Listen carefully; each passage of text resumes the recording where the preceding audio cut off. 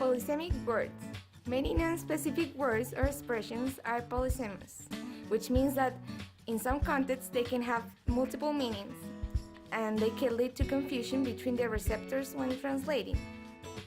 By analyzing some questions from the census, it can be concluded that, for instance, the word población has several meanings in Spanish dictionaries, as we can see here.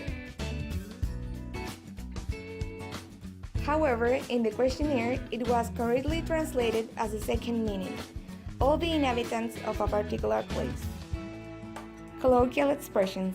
Colloquial expressions tend to be difficult to translate, as these expressions usually do not have an equivalent in the target language. The expressions may vary depending on the country and the corresponding culture. For instance, we found the word guagua, which is a more colloquial word for baby, and it is only used in certain South American countries with the meaning of child or baby. Since it's a colloquial expression, it doesn't have an accurate equivalent. Therefore, it was translated correctly by using the word baby, since in English, there's no synonym as in South America. Word order is a highly relevant aspect regarding translation, since it is inherent to the culture of each language and they cannot be modified. Otherwise, they may confuse the reader. For instance, patterns such as on and off, high and low, and back and forth. In these cases, the translator should adapt the phrases to the target language in order to sound natural in it. An example of this can be found in question number 7 of the survey, "What is your relationship with the head of household?", in which the female is named after the male. The same pattern occurs in both languages. Lexical repetition is a pattern that helps in the cohesion of texts. It is more common in some languages than others. For instance, English usually repeats words in the same sentence or paragraph. Spanish, on the other hand, avoids repetition in order to contribute to linguistic economy. An example of this contrast between Spanish and English can be observed in the question 6b. Entonces, contándole usted, ¿cuántos grupos tienen gastos separados en alimentación? Including your own group, how many groups have separate food expenses?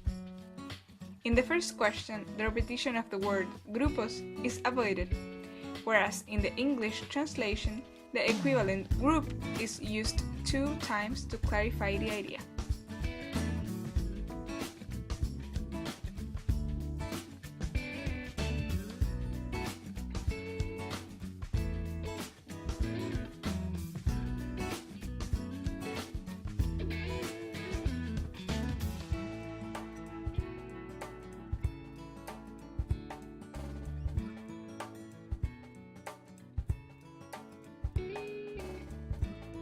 In the translation of the census, it was used the word persons instead of people, since even though they mean the same, the former is used in formal contexts, usually in law.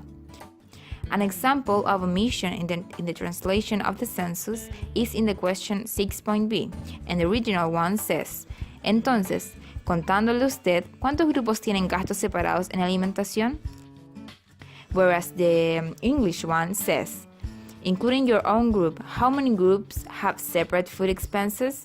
In this translation, as mentioned before, there was an omission of the word entonces in order to make the text more formal, since if we add so, the question would be too colloquial.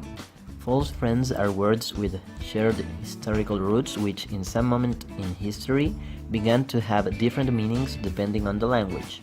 Nevertheless, as words often have more than one meaning, they can act as both false friends and actual equivalents for words. On the instructions, the form uses the word accentuate as an equivalent for acentuar. However, accentuate means to highlight or emphasize. A more suitable expression is to put a stress mark. Created using Powtoon.